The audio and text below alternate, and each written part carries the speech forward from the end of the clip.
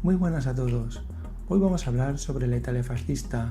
Como siempre, os invito a que cojáis el libro para seguir el contenido del vídeo, pero en este caso lo que voy a intentar desarrollar es una introducción seguida de dos vídeos que considero de gran ayuda para aclarar las dudas que nos asaltan cuando tocamos contenidos tan delicados como estos. Pues lo queramos o no, estamos a punto de adentrarnos en uno de los periodos más polémicos de la historia contemporánea. Me refiero, claro está, al periodo de los totalitarismos de la primera mitad del siglo XX y concretamente en el vídeo de hoy hablaremos del fascismo italiano. En los últimos años está muy extendido el uso indiscriminado del término fascista y de su versión más coloquial y despectiva, facha. Y la pregunta que sobrevuela y nos asalta es la siguiente: ¿se está haciendo un uso correcto, responsable y sobre todo fundado de estos calificativos?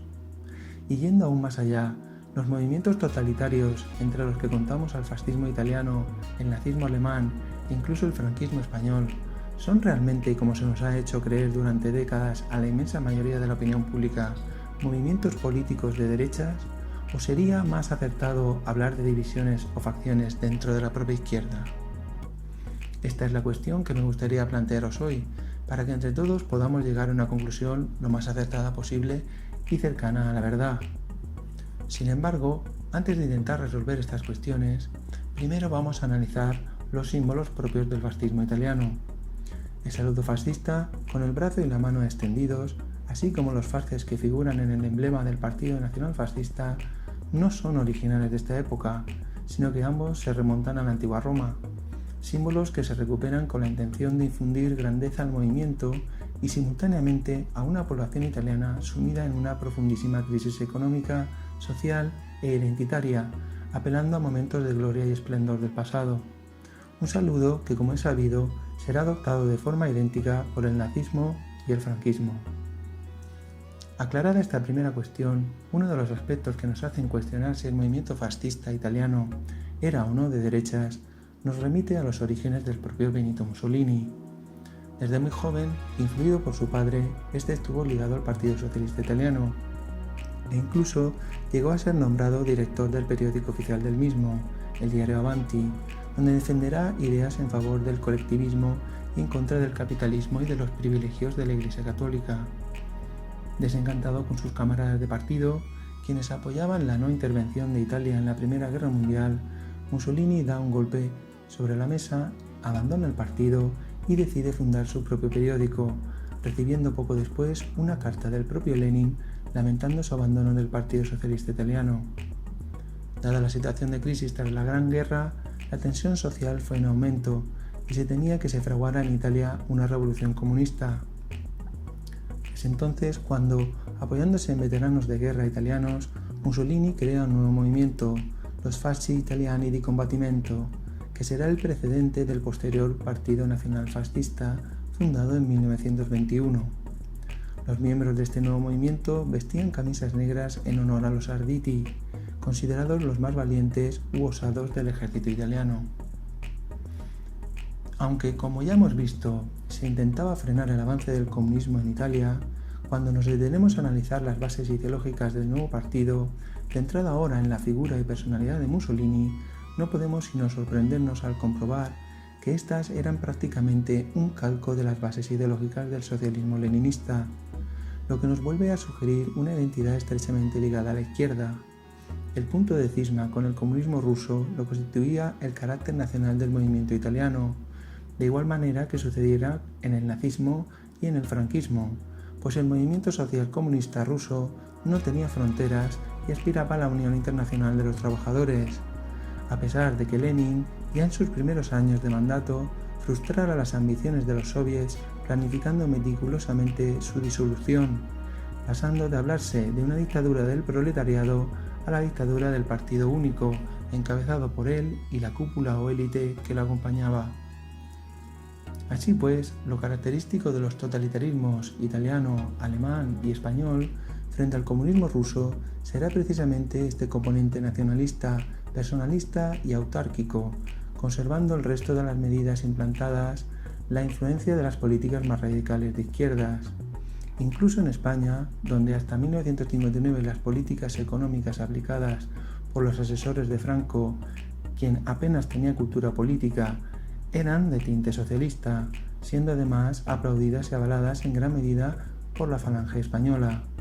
Estas medidas intervencionistas, sumadas a la desastrosa situación tras la guerra civil, sumió al país en una profunda crisis, de la que solo logró recuperarse cuando a partir de 1959 se inicia una segunda etapa en el régimen, en la que el nuevo ministro de Economía sugiere un cambio radical orientando la economía española hacia el liberalismo capitalista, iniciándose así una etapa de apertura que llevará a España a experimentar el mayor crecimiento económico de su historia, con tasas de crecimiento económico de hasta el 6% anual, aparte de crear instituciones tan fundamentales hoy en día como la Seguridad Social, prácticamente tal y como la conocemos ahora, e implantar medidas como la indemnización por despido, la ley de subsidio familiar, la instauración de los convenios colectivos, el seguro por desempleo o las pagas extras de Navidad y verano, así como las vacaciones retribuidas.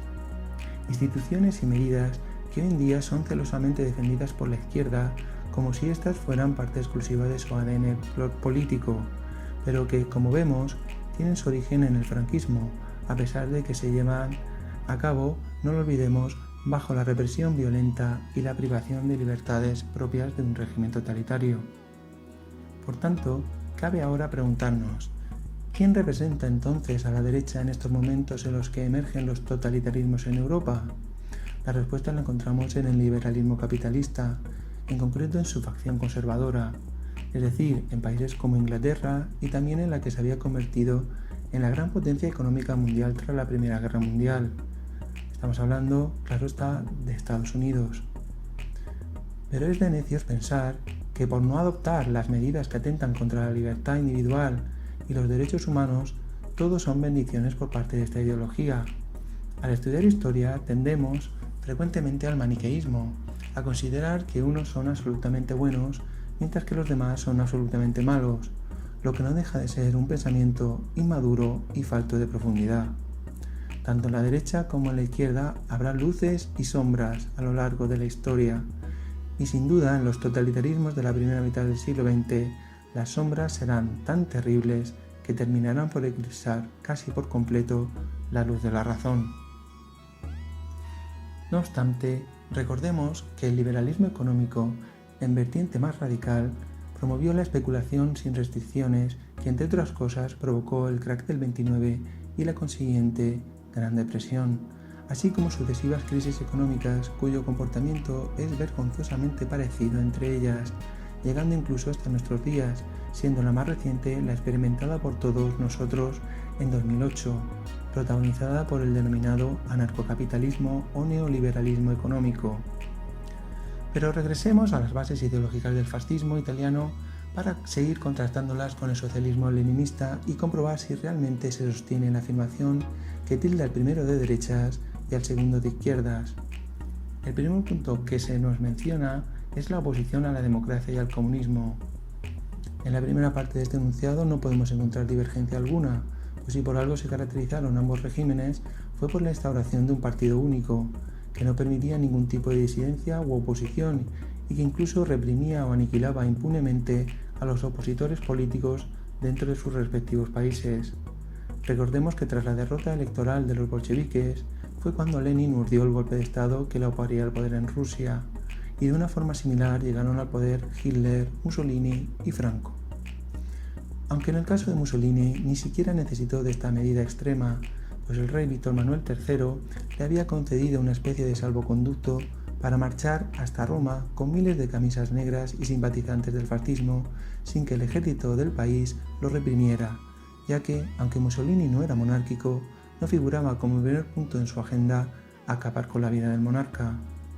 Así fue como un rey pusilánime y acobardado puso de rodillas al país entero, permitiendo que Mussolini, a pesar de perder las primeras elecciones, se hiciera cada vez más popular entre las clases medias y el campesinado, sofocando sus ansias revolucionarias, gracias, entre otras cosas, a la instauración de un sindicato único de obligada afiliación para todos los italianos. Y en cuanto a España, Franco ni siquiera era quien lideraba la iniciativa contra la Segunda República, sino el general Mola y Sanjurjo, quienes al morir en sendos y para muchos sospechosos accidentes de aviación, dieron la oportunidad a Franco de liderar al bando nacional durante la Guerra Civil y de instaurar el posterior régimen totalitario al ganar la guerra, a pesar de la incultura política que él mismo reconocía en su persona. En cuanto a la oposición al comunismo, ya hemos visto cuál era su explicación: el choque de trenes entre el internacionalismo comunista y el nacionalismo y personalismo del resto de totalitarismos europeos.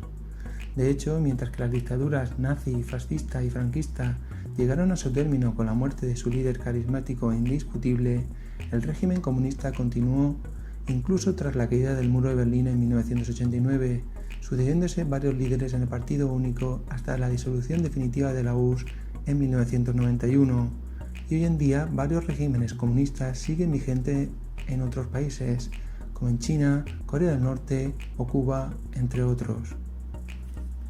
El segundo punto de las bases ideológicas del fascismo nos dice lo siguiente: sumisión del individuo al Estado, una idea aplicable indistintamente tanto al comunismo como al fascismo, ya que aunque el marxismo ortodoxo consideraba esta sumisión como un paso intermedio que culminaría con la disolución del propio Estado, lo que sucedió fue una realidad bien distinta, de tal forma que asistimos a un Estado cada vez más burocratizado e hipercontrolador que supedita todo impulso de la libertad individual del ser humano a los dictados de un Estado todopoderoso e infalible. La consolidación de un partido único, fuerte y militarizado, otra de las bases ideológicas del fascismo, de nuevo aproxima a Italia y a Rusia, siendo prácticamente un calco el uno del otro. Y en cuanto al culto a la violencia, la represión y las purgas formaban parte de las agendas diarias de todos los regímenes totalitarios, tanto del comunista como del fascista, del nazista o nazi o incluso del franquista, siendo especialmente cruentas en Alemania por el componente supremacista de la raza aria, que intentó imponerse a las demás etnias, en especial a la judía, que como todos sabemos fue violentamente exterminada en los campos de concentración. Unos campos de concentración que sin embargo también encontramos en la Rusia comunista y son denominados gulags. Recordemos que Stalin, el sucesor de Lenin en Rusia, y Hitler invadieron juntos Polonia y fueron aliados durante año y medio tras el inicio del conflicto que conocemos como la Segunda Guerra Mundial. Siguiente punto: monopolio de los medios de comunicación y su uso como medios de difusión de la propaganda del Partido Único. No encontramos absolutamente ninguna diferencia entre el fascismo italiano, el nazismo y el régimen comunista ruso. Comparemos la cartelería y los pasquines que se han conservado de la época en ambos bandos y veremos claramente su más que evidente y por otro lado nada sorprendente parecido. Siguiente punto: el control estatal de la economía, la exaltación de los valores nacionales y el militarismo, o lo que es lo mismo, el intervencionismo estatal a todos los niveles y el absoluto rechazo de la libertad económica y de la propiedad privada. Precisamente todo lo contrario a esa mano invisible del mercado de la que nos hablaba Adam Smith en el siglo XVIII, y a la autorregulización de la economía defendida a ultranza por el liberalismo capitalista. Imposible establecer aquí, de nuevo, una diferenciación entre el fascismo y el comunismo. Incluso la exaltación nacional se convirtió finalmente en un punto de convergencia, pues todos los regímenes totalitarios exhibieron su poderío militar mediante interminables desfiles ante las autoridades del Partido Único, incluida la Rusia comunista, y sus intimidantes desfiles militares ante la cúpula política que los observaba y saludaba desde lo alto de los muros del Kremlin. También se nos dice que en Italia se creó la OBRA, Organización de Vigilancia y Represión del Antifascismo, en otras palabras, una policía política encargada de supervisar las posibles disidencias y de implantar la censura en todos los espectros de la cultura y de la libertad de expresión, la cual brilló por su ausencia. Una policía política que también existió en Alemania, denominada Gestapo, en Rusia, denominada Checa, y que también tuvo su réplica en España. Llegados a este punto, se nos hace harto difícil defender que alguno de estos totalitarismos de la primera mitad del siglo XX pueda ser considerado de derechas, pues hemos visto de forma notable que la derecha debe ser asignada a los liberales conservadores capitalistas, como aquellos que en los años 80 protagonizaron la renovación del liberalismo. Hablamos concretamente de figuras como Ronald Reagan en Estados Unidos y de Margaret Thatcher en Inglaterra, que darán carta blanca al desarrollo de las ideas surgidas en la Escuela de Economía de Chicago, liderados por el Premio Nobel de Economía Milton Friedman. Estos líderes, apoyados por la CIA, es decir, por el Cuerpo de Inteligencia americano, sabotearán el gobierno socialista de Salvador Allende en Chile, apoyando y financiando el golpe de Estado protagonizado por el militar Augusto Pinochet, quien cederá completamente su país a la implantación, como si fuera un ensayo de laboratorio, a las medidas económicas neoliberales o anarcocapitalistas. Como vemos, las dictaduras pueden ser de distinto signo económico, y sí, han existido y existen gobiernos dictatoriales capitalistas, como es el caso de Singapur, uno de los países más avanzados del mundo, en el que su población no cuestiona la dictadura, dado que sus líderes han hecho todo lo posible para que el desarrollo, la educación y el bienestar social sean sobresalientes, despertando la envidia de medio mundo. Os dejaré en la lista de reproducción dedicada a historia contemporánea el vídeo que el canal VisualPolitik le dedica a este singular país. Volviendo al tema que nos ocupa, quizá alguien pueda achacar que Hitler se apoyó en las élites burguesas capitalistas para financiar su guerra, pero esto solo fue un espejismo. Muchos de los grandes empresarios alemanes huyeron del país y además esto solo fue una medida transitoria llevada a cabo por Hitler para, como digo, sufragar el rearme de Alemania, desobedeciendo las medidas impuestas en el Tratado de Versalles. En la obra donde dejó plasmada su ideología, escrita mientras estaba en prisión, titulada Mein Kampf, mi causa, Hitler deja claro que prioriza la imposición de la victoria militar y la imposición de la raza aria para luego, una vez alcanzado este objetivo, suprimir la propiedad privada y ponerla al servicio del Estado, de la misma forma que hemos visto en la Italia fascista y en el comunismo ruso. Recordemos una vez más que el partido que surgió de esta ideología llevaba por nombre Partido Nacional Socialista Alemán, haciéndose patente que ni ellos mismos ocultaban las raíces de sus políticas en el nombre asignado a su propio partido. No obstante, el antisemitismo alemán sí será irreconciliable con el fascismo italiano, pues precisamente la mujer de Mussolini era judía y algunos de los empresarios que apoyaron su iniciativa tras abandonar el Partido Socialista Italiano también eran judíos. Otro aspecto destacable y afín al comunismo ruso será el anticlericalismo exhibido por Mussolini, que ya estaba presente en su juventud como militante socialista y que le llevó a iniciar la expropiación de los bienes de la Iglesia Católica en Italia, unas medidas que no pueden dejar de traer hasta nosotros un eco del movimiento anticlerical aplicado por Manuel Azaña durante la Segunda República Española, pero de las que Mussolini tuvo que desistir a sabiendas de que el 99% de los italianos era de confesión católica, lo que se tradujo en la firma de unos acuerdos con la Santa Sede, los denominados Pactos de Letrán, en los que Mussolini se comprometía a respetar las posesiones de la Iglesia Católica y a reconocer la Ciudad del Vaticano, a cambio de que ésta se mantuviera neutral y no interviniera en el devenir de sus políticas totalitarias, a pesar de su exaltación de la violencia y de las continuas violaciones de los derechos humanos. Un culto a la violencia que era considerado por Mussolini indispensable para la implantación de la disciplina necesaria que pudiera hacer posible el florecimiento del colectivismo en Italia, una idea que gozó de amplio desarrollo en la Rusia comunista de Lenin y que continuará estándolo quizás incluso en mayor grado cuando Stalin se instale en el poder. Os dejo a continuación con el vídeo dedicado por el historiador Jano García al fascismo italiano y con un extracto de la entrevista que realizó en su programa La Tuerca Pablo Iglesias al filósofo e historiador Antonio Escotado, donde se evidencia que la catalogación de los movimientos totalitarios ajenos al comunismo ruso como movimientos de derecha no se puede establecer tan alegremente como se podía pensar, y que no tiene sentido tachar a quienes defienden las ideas del liberalismo capitalista de fascistas o de fachas, pues está asignando un calificativo que desde el punto de vista del rigor histórico parece clara y totalmente privado de fundamento. Antes de despedirme, os recuerdo la tarea correspondiente a este capítulo, consistente en realizar todos los puntos del apartado Claves para estudiar, incluido el Piensa. Por mi parte, no queda más que despedirme, enviaros mi más sincero abrazo y recordaros que, pase lo que pase, seguimos en contacto y que tenéis a vuestra disposición el cuadro de comentarios del vídeo para expresar vuestras ideas y opiniones.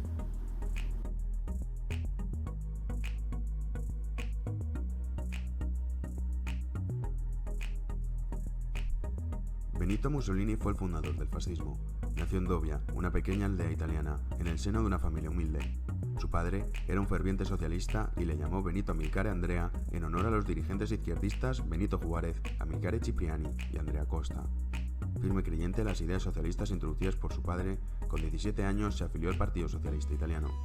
Al principio, su participación dentro del partido se centró en acudir a mítines a favor del colectivismo, manifestarse en contra del capitalismo, reclamar el fin de la burguesía y la abolición de los privilegios de la Iglesia Católica.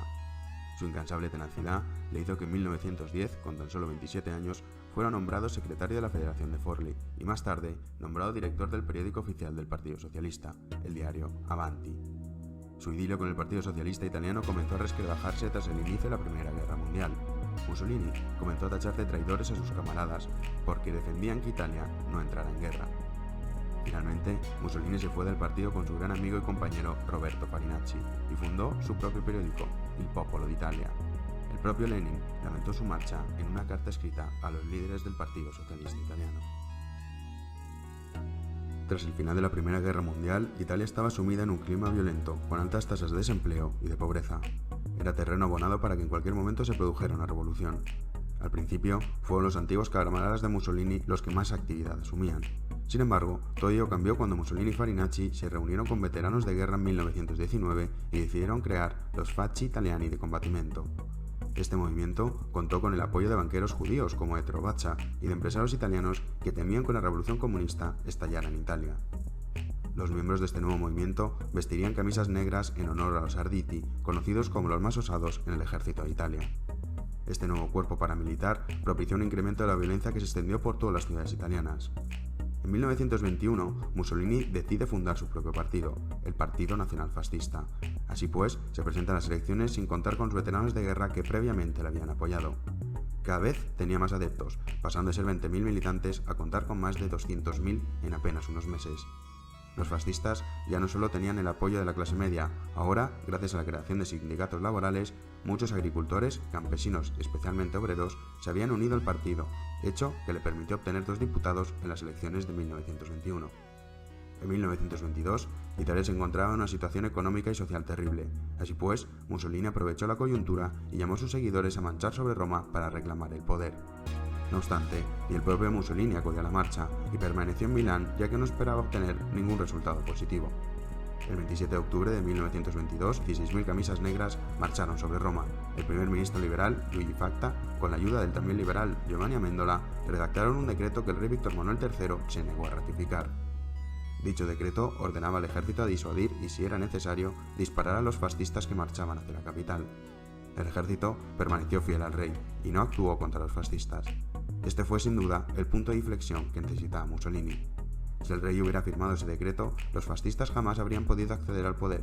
Sin embargo, el rey veía con buenos ojos a Mussolini, ya que, a pesar de ser antimonárquico, no tenía como principal objetivo derrocar al monarca. Sorprendentemente, el 29 de octubre de 1922, 2 días después de la marcha, el cobarde e inepto rey Víctor Manuel III ordenó a Mussolini la formación de un gobierno de coalición nacional. Este hecho fue muy criticado por los liberales, pero poco pudieron hacer, ya que no contaban con las fuerzas violentas que sí tenía Mussolini a su disposición. El 30 de octubre, Mussolini es nombrado primer ministro de Italia tras haber obtenido tan solo 29.000 votos en las elecciones, mientras que el ganador obtuvo más de 1,5 millones. El fascismo había conseguido el poder que le había negado las urnas. Mussolini siempre creyó y mantuvo la idea de que era imposible realizar una revolución sin violencia, un concepto que aprendió durante sus años en el seno del Partido Socialista Italiano y que fue defendido por Lenin, Marx, Stalin y otros tantos liberticidas. Los disidentes políticos fueron duramente reprimidos. A diario eran hostigados en sus centros de trabajo y los más problemáticos recibían palizas por parte de los Facci Italiani di Combattimento, que utilizaban el famoso maguelo para golpear a sus víctimas. Mussolini convocaba de forma asidua manifestaciones en contra de los otros partidos políticos y en contra de lo que antaño se denominaba plutocracia, lo que hoy en día es conocida como oligarquía. En las elecciones de 1924, el partido fascista obtuvo el 65% de los votos, lo que les permitió pasar de 2 diputados a 374 en una cámara compuesta por 535. Obviamente, las elecciones habían sido amañadas, pero Mussolini silenció con dureza todas las protestas. Un caso simbólico fue el del diputado socialista Giacomo Matteotti, antiguo compañero de partido de Mussolini. Matteotti, en un discurso en el Parlamento, aseguró que la victoria del partido fascista era una burda manipulación y que la violencia era el único mecanismo que les permitía permanecer en el poder. El 11 de junio de 1924, Matteotti fue encontrado muerto a las afueras de Roma. No solo sus antiguos compañeros de partido sufrieron las palizas de las tropas violentas al servicio de Il Duce. El dirigente liberal Giovanni Amendola, que fue el primero en bautizar el movimiento fascista como totalitario, también sufrió una paliza cuando salía de comprar, que acabó produciéndole una hemorragia interna que acabó con su vida. Mussolini, con la ayuda de Edmondo Rossoni, se centró en asegurarse el apoyo de los obreros y para ello creó un sindicato único regido por el partido fascista. Al principio, dicho sindicato estuvo dividido en 4 campos, uno para los agricultores, otro para los campesinos, un tercero para los obreros que trabajaban en las fábricas y otro para los comerciantes. Posteriormente, todos se unirían bajo la Confederazione Nazionale delle Cooperazioni Sindicali. Todos los italianos debían estar afiliados al sindicato de forma obligatoria. El miedo a disentir era total y ya ni siquiera el Vaticano se atrevía a alzar la voz. El poder del fascismo en Italia era absoluto. Habitualmente se define al fascismo como una ideología de derechas, pero ¿es eso cierto? Para salir de dudas solo es necesario leer el ensayo La doctrina del fascismo, un ensayo que publicó el propio Mussolini en 1932 conjuntamente con el filósofo Giovanni Gentile, que 3 años antes había escrito Origen y doctrina del fascismo. En él, Mussolini defiende abiertamente su carácter anticapitalista y antiliberal, considera la libertad económica como una lacra para Italia, defiende que la propiedad privada debe servir a los intereses del Estado y someterse a la voluntad y a las regulaciones que el gobierno considere oportunas. Mussolini fue el primero en defender que el Estado debía ser omnipresente, que un partido único debía regular la educación y la mentalidad del pueblo para que así no fuera necesario ejecutar expropiaciones que harían bajar la productividad. Las primeras medidas de Mussolini como dictador fueron establecer la jornada de 8 horas para todos los trabajadores, establecer un salario mínimo, los pequeños empresarios estaban obligados a pactar con el sindicato único la producción de sus fábricas y los objetivos anuales, el Estado asumió las funciones de la justicia, dejando a los jueces sin margen para actuar sin el beneplácito del partido fascista. Todos los cargos públicos eran aprobados por el partido. El Estado fijó los precios de productos alimenticios de primera necesidad. Se sancionó a aquellos vendedores y compradores que no cumplían los precios fijados por el Estado. Se creó la figura de delegado gubernamental, el cual velaba en las pequeñas localidades por los intereses del Estado. Obligación de pertenecer al sindicato fascista para poder trabajar. Bajó la edad de jubilación de 65 a 55 años. Otorgó asistencia médica gratuita a los funcionarios y sus familiares. Reformó el Instituto de Cultura Fascista. Creó un código de la juventud que sería impartido en las escuelas para formar los valores fascistas a los jóvenes italianos. Aprobó la existencia de un solo fascio y combatimiento por comuna. Creó el fascio femenino y las organizaciones asistenciales para la maternidad para formar a las mujeres en los valores fascistas. El partido pasó a ser el órgano central del Estado. Creó lo que ahora conocemos como Seguridad Social. Por primera vez en Italia, el Estado garantizaba a los trabajadores una pensión y ayudas por invalidez. Los bienes pertenecientes a las congregaciones religiosas iban a ser confiscados y pasar a parte del Estado, aunque finalmente Mussolini firmó los pactos de Letrán con el Vaticano debido al malestar social que provocó esta medida, ya que el 99% de los italianos eran católicos, por lo que se creó el Estado de la Ciudad del Vaticano con el apoyo y la financiación por parte del Estado fascista. A cambio, la Iglesia Católica guardaría silencio y no se entrometería en la política italiana. Nacionalizó fábricas y empresas estratégicas. Se aprobó el sufragio universal para que las mujeres también pudieran votar y ser electas. Al igual que en el resto de Europa entre guerras, el Estado tenía un peso determinante, pero a diferencia de la URSS o Alemania, Mussolini sí aceptaba con orgullo ser definido como totalitario, tal y como le bautizó Giovanni Amendola. Orgulloso de la convicción de que la Italia fascista estaba a la vanguardia de un nuevo tipo de Estado, muy diferente a los Estados liberales que se tambaleaban en Europa, no dudaba en reafirmar que el corporativismo solo era posible bajo unos principios totalitarios, y que gracias a este nuevo sistema, los problemas de Italia serían solucionados.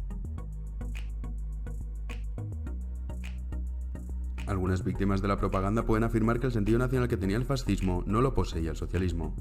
Este hecho se ha podido demostrar que es rotundamente falso. El sentido nacionalista de los regímenes dictatoriales izquierdistas está a la orden del día. Casos como Corea del Norte o Cuba son un claro ejemplo de ello. La exaltación de la nación, el orgullo impuesto a la población de pertenecer a una patria socialista y, sobre todo, el uso de la bandera como símbolo de unión popular ha sido y es muy utilizado por los movimientos izquierdistas. Como casos más recientes tenemos el chavismo. Todos hemos visto a Hugo Chávez enfundado en su clásico chándal con la bandera venezolana y utilizando expresiones como patria socialista, tenemos patria o viva Venezuela, para así convencer a los ciudadanos de su proyecto de país. Esa errónea idea basada en que solo la derecha populista exhibe la bandera para ganar votos es una idea absurda y carente de veracidad que está muy extendida entre la población, especialmente la española. A diferencia de los nazis, los fascistas no creían en la superioridad racial y tampoco eran antisemitas, todo lo contrario. La mujer de Mussolini era judía, muchos de los primeros miembros fascistas fueron judíos y la mayoría de ellos eran anticatólicos, al igual que lo era Mussolini. Su odio a la Iglesia Católica se forjó durante su estancia en colegios católicos y posteriormente durante su paso por el Partido Socialista Italiano. Pero no fue la única idea con la que se quedó. Durante toda su vida defendió, al igual que lo hace ahora un sector de la izquierda, la nacionalización de empresas estratégicas, el control de la justicia, el rechazo al libre mercado. Defendió que el interés colectivo debía estar por encima de las libertades individuales, la unión partido-Estado, el control absoluto de los medios de producción, la fijación de salarios por parte del Estado, la creación de una banca pública y la limitación de la propiedad privada. Por lo tanto, ¿por qué se denomina de forma constante fascistas a los que rechazan las políticas sociales y económicas socialistas? ¿Ignorancia, perversión o ambas cosas? Puede ser, pero a la hora de diagnosticar... No, ¿cómo que puede ser? Puede ser, pero a la hora de diagnosticar, digamos, a qué han estado asociadas las monstruosidades en la historia, creo que es difícil encontrar sistemas políticos en cuyo nombre no se hayan hecho verdaderas monstruosidades. No, pero nada comparable a lo que ha sucedido con los grandes saltos adelante, como tú mismo sabes. Los grandes saltos adelante son así comprimidos en el tiempo, las salvajadas más brutales y además encima las hipocresías y las mentiras más fuertes que jamás se han repartido. Porque en vez de saltar hacia adelante, lo que hacías es huir de manera vergonzosa.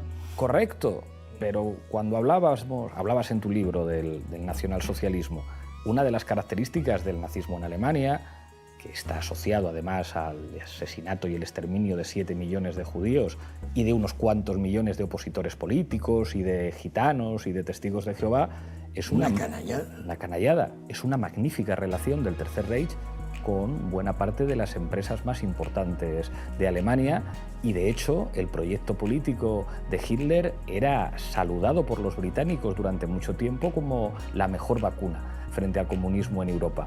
Y el Pacto de Múnich, que es permanentemente reivindicado como prueba de la vergüenza de las potencias europeas, es un pacto que sirve básicamente para entregar la República Española a Franco y Checoslovaquia a los alemanes. Y eso es una decisión de la democracia británica que dice: nosotros mucho mejor con Hitler que con quien finalmente serían sus aliados. Eso es el appeasement de Chamberlain. Claro, pero entonces el horror del nazismo, digamos, no era en ningún caso incompatible con un modelo de acumulación de tipo capitalista. De hecho, Pablo, el proyecto de Alemania... El primer año y medio de la guerra la hacen juntos la Unión Soviética y Hitler. Con el Eso pacto, no lo olvidas, el pacto ¿no? Ribbentrop-Molotov. Exacto, desde el 39 al 41, la guerra la declaran los ingleses, los franceses.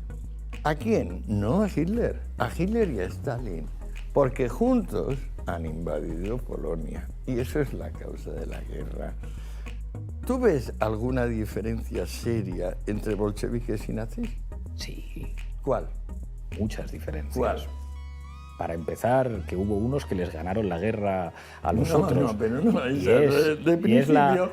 Y es la batalla ideológica, todas las del mundo, de proyecto económico, todas las del mundo. Yo creo que esa teoría que pretende... Pero Hitler es el primero que dice que no hay propiedad y que lo que primero hay que establecer la raza, pero que luego se acabará con la propiedad. Pero si Hitler es socialista a los primeros que elimina Hitler en Alemania es a los comunistas alemanes, que son su principal enemigo. Y de hecho, ¿Pero quién le pone eso ante delante? ¿Es Stalin el que le dice a Thälmann, que es el jefe de los comunistas alemanes, pacta con Stalin, que desde el 25... Pero entonces, ¿por qué los británicos pactaron antes con los alemanes en Múnich? Del 35. No, sí, es que no es esto. Pero los estatutos de la Gestapo se calcan de los estatutos del KGB, como sabes. Göring es un ferviente partidario de Dzerzhinsky, el creador de la Checa. No, estos son hechos establecidos, indiscutibles, aparte que se puede cotejar Lo indiscutible es los que dos estatutos. Los que combatieron contra los nazis desde el principio fueron todos los comunistas europeos y lo pagaron con su vida. Bueno, pero fíjate, por ejemplo, el famosísimo el magnate rojo, el que era secretario del Köstler y que acaba siendo asesinado por Stalin en un bosque ahí francés. Es que el bolchevismo, como no tuvo el milagro alemán que permitió a un Goebbels repartir radios y Volkswagenes y vacaciones pagadas como hicieron desde el 33 hasta el 38 los nazis, hasta que ya les abrumó el gasto militar y entonces empezaron a pasar hambre igual que los bolcheviques, simplemente. Pues entonces, claro, la diferencia entre la propaganda roja y la propaganda nazi era que, bueno, unos tenían como más cosas que ofrecer y los otros, sin embargo, tenían todo el espíritu, toda la moral, todo el sentido de la humanidad a su favor. Y era decir, nosotros somos humanistas, vosotros sois unos salvajes racistas.